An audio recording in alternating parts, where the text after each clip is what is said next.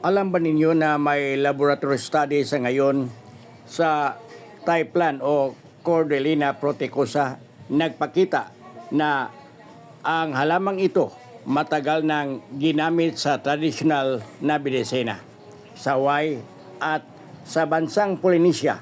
Ang mga dahon nito itinapal sa sugat at pamamaga, masakit na mga joint.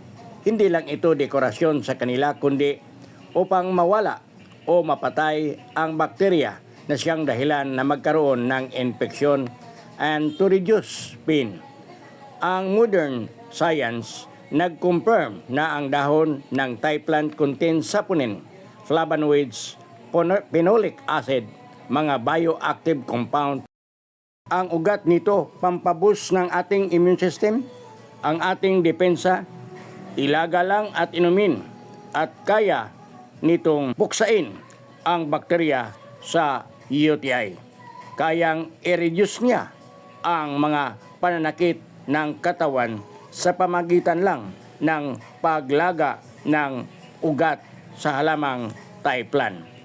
Ang phenolic acid, flavonoid, saponin, isa sa bioactive compound na kayang sirain ang membranes ng mga bakterya at tulungan at palakasin ang ating baga.